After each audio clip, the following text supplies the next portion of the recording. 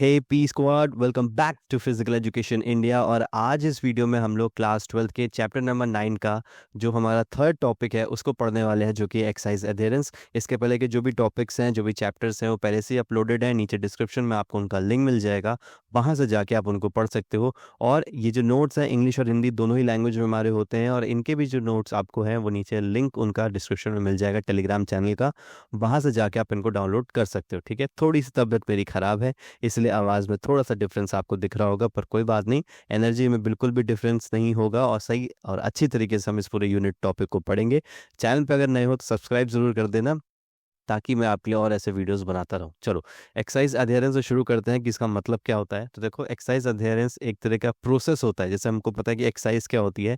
Exercise होती है generally एक रूटीन को हम फॉलो करते हैं, जहाँ पे हम किसी पर्टिकुलर मसल को ट्रेन करते हैं, तो उसको हम एक्सरसाइज बोलेंगे। फिर अगर हम कोई फिजिकल एक्टिविटी कर रहे हैं किसी तरीके की, जो कि किसी पर्पसफुल वजह से हम कर रहे हैं, तो हम उसको एक्सरसाइज बोलेंगे। एक्सरसाइज अध्ययन का मतलब हो जाता है कि एक प्रोसेस होता है जहाँ पे हम एक एक्सरसाइज की प्रक्रिया को मेंटेन करते हैं एक लंबे टाइम तक। ऐसा नहीं कि सिर्फ आज एक्सरसाइज करी फिर 4 दिन बाद करी, नहीं। जब हम एक पूरे एक रिदम में एक्सरसाइज करते हैं या फिर कंटिन्यूसली एक लंबे टाइम तक एक्सरसाइज करते रहते हैं, यानी कि आज किया, कल किया, 1 हफ्ते, 2 हफ्ते, 3 हफ्ते, 4 हफ्ते तक, तो उसको हम एक्सरसाइज अध्ययन बोलते हैं। ठीक है, तो बेसिकली होता क्या है, it is a challenge to keep people motivated to continue their daily exercises and goals. ठीक है, तो हम अपने डेली एक्सरसाइज और गोल्स को कंप्लीट कर पाएं, इसके लिए हम इसको एक तरीके का चैलेंज बोल सकते हैं, जो कि लोग इसको अपने अंदर रखते हैं और फिर इसको कंप्लीट करते हैं।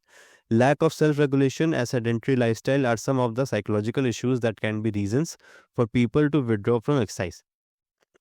देखो, सेल्फ रेगुलेशन या सेडेंटरी लाइफस्टाइल, अगर आप खुद नहीं करना चाह रहे हो, ठीक है, या फिर आपकी जो लाइफस्टाइल है, आप 9 to 5 ऑफिस जॉब में हो, या फिर आपकी कोई जॉब ऐसी है जो कि खुद बहुत ज़्यादा थका देने वाली है कि आप उसके बाद इतना ज़्यादा एग्जॉस्ट हो जाते हो कि आप एक्सरसाइज नहीं कर पाते हो, जिम जाने का प्लान रहता है तो जिम नहीं जा पाते हो। तो ये कुछ ऐसे साइकोलॉजिकल इश्यूज होते हैं कि आप दिमाग से इतना थक जाते हो या फिर खुद को प्रिपेयर नहीं कर पाते हो कि आपको और ज़्यादा एक्सरसाइज करनी है, या फिर खुद को आप एक्सरसाइज से बाहर कर लेते हो। ठीक है, तो एक्सरसाइज अध्ययन के बारे में हम पढ़ेंगे कि इसको मेंटेन रखने के क्या तरीके होते हैं, क्या फ़ायदे होते हैं। ठीक है, तो जनरली जैसे एक्सरसाइज हम करते हैं वही एक्सरसाइज इसके अंदर काउंट होगी। मिक्स ऑफ एक्सरसाइजेस हो सकता है, कुछ भी इसके अंदर हो सकता है। अब बात करते हैं डिटर्मिनेंट्स ऑफ एक्सरसाइज अध्ययनेंस की, कि क्या क्या चीज़ें होती हैं जो कि एक पर्टिकुलर इंडिविजुअल की एक्सरसाइज अध्ययनेंस की कैपेसिटी को डिटरमाइन करता है। ठीक है, तो सबसे पहले डेमोग्राफिक, जैसे कि आपकी एज हो गई, आपका जेंडर हो गया, और आपका सोशियो इकोनॉमिक स्टेटस हो गया। आपकी उम्र कितनी है, आप 10 साल के हो, 20 के हो, 40 के हो, 60 के हो, तो उसके हिसाब से आपका जो एक्सरसाइज अध्ययनेंस है वो चेंज हो सकता है, फ्लक्चुएट हो सकता है। आपका जेंडर, आप मेल हो या फीमेल हो, इस पे भी डिपेंड कर सकता है। ठीक है, बहुत सारे इसके रीजंस होते हैं। फिर सोशल इकोनॉमिक की बात कर लें कि भाई पैसा कितना है आपकी जेब में। ठीक है, या फिर आप सोसाइटी के कंसिडरेशन में आप कितने अमीर गरीब हो, या फिर आप कितना ज़्यादा चीज़ें अफोर्ड कर सकते हो, तो ये सारी चीज़ें आपके डेमोग्राफिक के अंदर आ जाएगी।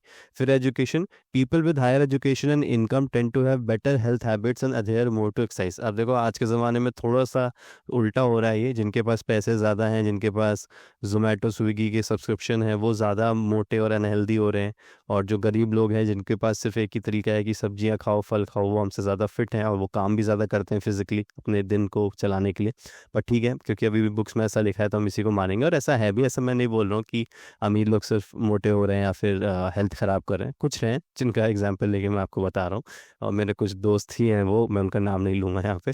ठीक है, तो जिन लोग अच्छी एजुकेशन जिनकी होती है और जिनके इनकम अच्छे होता है, तो उनको बोला जाता है कि भाई उनकी हेल्थ भी अच्छी होती है। ठीक है, फिर ग्रुप एक्सरसाइजिंग, अकेले एक्सरसाइज करने से बेटर है ग्रुप में एक्सरसाइज करो। जब भी आपने देखा होगा कि आप लोग, जैसे मैं तो जिम इंडिविजुअली करना बहुत प्रेफर करता हूँ, ताकि आराम से ट्रेनर से बात करके जिम कर लूँ और कोई डिस्टर्बेंस ना हो। बट बहुत से लोग आपने देखा होगा जो 2 या 3 के ग्रुप में जिम करते हैं, एक एक करके। तो ग्रुप एक्सरसाइजिंग भी एक अच्छा तरीका होता है, जहाँ पे एक दूसरे को लोग मोटिवेट करते रहते हैं। फिर अर्ली इन्वॉल्वमेंट, जितना जल्दी आप इन्वॉल्व हो जाओगे स्पोर्ट्स के अंदर, उतना जल्दी आपको एक्सरसाइज अधेरेंस का जो प्रैक्टिस है वो आपके अंदर आने लगेगी। फिर रीज़न टू एक्सरसाइज, भाई क्या रीजंस हैं। तो हेल्थ प्रमोशन, अपनी हेल्थ को अच्छा करना। लॉन्गेविटी लाना, लॉन्गेविटी मतलब यानी कि लंबे टाइम तक एक्टिव रहना, कि आप अपनी एज भी जब आपकी ज़्यादा हो जाए, उसके बाद भी कहीं ना कहीं आपकी ये जो एक्सरसाइज आपने अपनी एक अच्छी एज में, अपने यूथ में, जो एक अडल्टहुड में आपने जो एक्सरसाइज करी है, वो आपको आगे भी जाके बेनिफिट देगा, और प्री मैच्योर डेथ, यानी कि एक जो एवरेज एज है इंडियंस की जो होती है, फिर किसी भी कंट्री की जो एवरेज एज होती है उसके पहले आपकी डेथ नहीं होगी। फिर है वेट कंट्रोल, आपके वेट कंट्रोल को भी मदद करता है और ओबेसिटी नहीं आने देता है, ठीक है। फिर बेनिफिट्स ऑफ एक्सरसाइज की बात कर लेते हैं, क्या क्या फ़ायदे हैं। अब ये सब आप सबको पता ही है। हमारा इम्यून सिस्टम अच्छा करता है, ठीक है। कोलेस्ट्रॉल लेवल को कम करता है। हमारी बॉडी में 2 तरह के कोलेस्ट्रॉल लेवल होते हैं, ठीक है? एक एलसीएल होता है और एक एचसीएल होता है। तो जो एलसीएल है वो हमारा बैड कोलेस्ट्रॉल होता है, तो उसको कम करता है। देखो यहाँ पे लिखा भी है, exercise helps lower bad cholesterol and increase good cholesterol, ठीक है? तो एलसीएल को कम करता है और एचसीएल को बढ़ाता है, ठीक है? एचसीएल है हमारा है गुड, जो कि बढ़ता है, और एलसीएल एलसीएल होता है हमारा बैड कोलेस्ट्रॉल, जो कि कम होता है, ठीक है? फिर है इम्प्रूव साइकोलॉजिकल हेल्थ, तो हमारी साइकोलॉजिकल हेल्थ भी अच्छी करता है। आपने देखा होगा अगर आप परेशान हो या कोई बच्चा है जो होमवर्क से बहुत ज़्यादा परेशान है, वो थोड़ी देर बाहर जाके खेल लेता है तो उसको अच्छा लगने लगता है। आप भी बाहर जाके वॉक कर लो, थोड़ी सी जॉगिंग कर लो, तो आपको भी चीज़ें अच्छी लगने लगती हैं, ठीक है। फिर एनहांस्ड फिजिकल अपीयरेंस, आपकी पूरी फिजिकल अपीयरेंस अच्छी करेगा। एनजाइटी स्ट्रेस को कम करेगा। सेल्फ स्टीम बढ़ाएगा, आप पॉजिटिव हो गया खुद को लेके। इमोशनली खुद को कंट्रोल करना सीख जाओगे, ठीक है।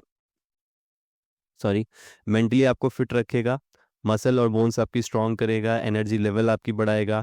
क्रॉनिक डिसीज़ को कम करेगा। अब ये क्रॉनिक डिसीज़ क्या होते हैं? 2 तरह के डिसीज़ होते हैं। एक आपका होता है अक्यूट डिसीज़, ठीक है?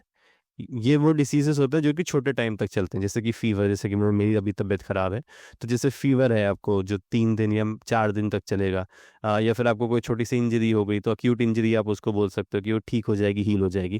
क्रॉनिक डिसीज ऐसे डिसीजेज होते हैं जो कि लंबे टाइम तक चलते हैं, ठीक है, जिनका जो अगर एक बार आपकी बॉडी में आ जाता है तो आपको बहुत लंबे टाइम तक परेशान करते हैं। फॉर एग्जाम्पल, जैसे अगर किसी को हार्ट का इशू हो गया तो वो ऐसा नहीं है कि दवा खा के सिर्फ ठीक हो जाएंगे तुरंत, वो उस डिसीज़ के वापस आने के चांसेस बहुत ज़्यादा फिर बढ़ जाते हैं। अगर आपको कोई इंजरी हो गई, मान लो डिस्लोकेशन हो गया शोल्डर में, तो एक बार डिस्लोकेशन हो गया तो उसके बाद आपको बहुत ज़्यादा उसका ख्याल रखना पड़ता है। इवन वो ठीक हो जाएगा उसके बाद भी चांसेस होता है कि क्योंकि वो अपने नेचुरल स्टेट से डिस्टर्ब हो चुका है तो कभी भी दोबारा डिस्लोकेट हो सकता है। तो ये क्रॉनिक डिसीजेज होते हैं, तो इनसे भी बचने में एक्सरसाइज आपको हेल्प करती है, ठीक है।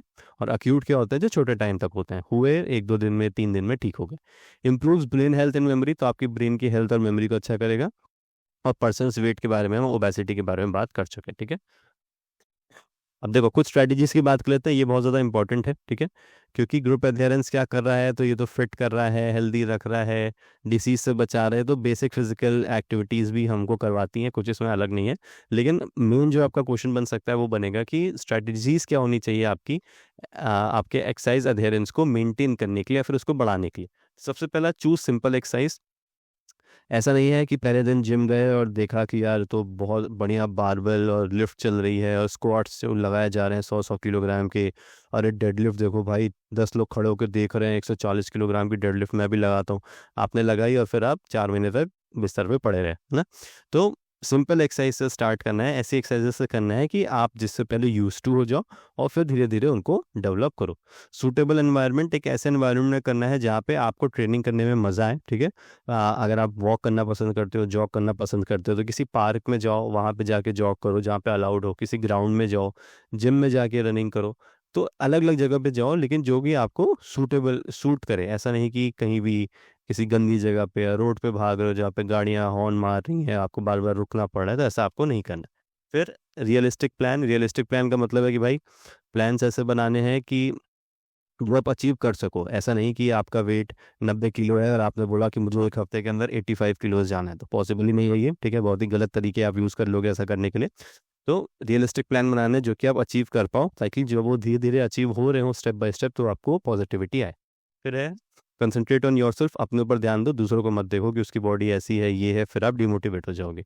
सोशल सपोर्ट, दूसरे लोग का हेल्प लो, फ्रेंड्स हैं, फैमिलीज़ हैं, उनका सपोर्ट लो, उनसे बातें करो, मोटिवेट हो और फिर खुद को आगे बढ़ाओ। एक्सटर्नल मोटिवेशन, हमने इंटरनल एक्सटर्नल दोनों मोटिवेशन की बात करी है, तो एक्सटर्नल मोटिवेशन होना चाहिए। अवार्ड्स के लिए खुद को अवार्ड दो, खुद की तारीफ़ करवाओ, या फिर अपने जो आपके ट्रेनर हैं या कोच हैं या पेरेंट्स हैं उनसे बोल कर रखो कि मैंने टारगेट किया है कि 1 हफ्ते के अंदर मैं ये करूँगा, तो आप मुझे ये देना। तो ये भी एक तरह का आपका एक्सटर्नल मोटिवेशन हो गया। ऑब्वियसली इंटरनल मोटिवेशन बहुत ज़्यादा ज़रूरी है कि आप खुद को ही मोटिवेट रखो। Make exercise interesting and enjoyable. अब इस जगह पे फिज़िकल ट्रेनर्स बहुत ज़्यादा हेल्पफुल होते हैं कि अगर वो आपकी एक्सरसाइज प्रोग्राम को ऐसा बनाएँगे कि सिर्फ़ एक ही तरह का, जैसे आपको फॉर एग्ज़ाम्पल कार्डियो करना है, तो ये नहीं कि वो सिर्फ़ रोज़ आपको दौड़ाए जा रहे हैं, तो आप एक टाइम पे आके बोर हो जाओगे। तो कार्डियो करने के भी बहुत सारे तरीके हो सकते हैं। अलग-अलग आप रूटीन बना लो, आप सर्किट ट्रेनिंग कर लो और साइक्लिंग कर लो, कभी कोई आउटडोर एक्टिविटी पे चले जाओ। तो ऐसी बहुत सारी चीज़ें होती हैं जिनको क कराया जा सकता है, जिसकी वज़ह से आपकी एक्सरसाइज़ इंटरेस्टिंग और एन्जॉयबल बनती है, ठीक है? और फिर अपने प्रोग्रेस को ट्रैक करो। ऐसा नहीं कि अंधाधुंध बस जो आपको बोल दिया गया आप करते चले जाओ और कुछ उसका असर ना हो रहा हो। अपनी प्रोग्रेस को ट्रैक करो कि स्टेप बाय स्टेप 1 हफ्ते बाद, अगर आप वेट लॉस जर्नी पे हो तो क्या 1 हफ्ते बाद जितना आपने टारगेट किया था उतना वेट लॉस हुआ कि नहीं हुआ? अगर उतना हुआ तो वेल एंड गुड, नहीं अगर उतना हुआ तो क्या चीज़ें और ज़्यादा एनहांस करनी है या फिर क्या कहीं कुछ कमी रह गई थी? तो ये सारी चीज़ें भी आपको उसमें देखनी पड़ेंगी, ठीक है? तो आई होप आपको ये समझ में आ गया होगा। थोड़ा-सा मेरी आवाज़ से आपको समझ में आ रहा होगा कि मेरी तबीयत थोड़ी-सी गड़बड़ है, जल्दी ठीक हो जाएगी। बाकी चलो कुछ क्वेश्चंस कर लेते हैं फटाफट। Which of the following describes a person with a high level of exercise adherence? तो इसमें से कौन सा वो पर्सन है जिसके एक्सरसाइज अधेरेंस का जो लेवल है बहुत हाई है? A person with a high level of education and early involvement in sports, ठीक है, ये ठीक लग रहा है बट बाकी ऑप्शंस पढ़ लेते हैं। A person who exercises alone and sets unrealistic goals, नहीं ये गलत है, रियलिस्टिक गोल्स होने चाहिए।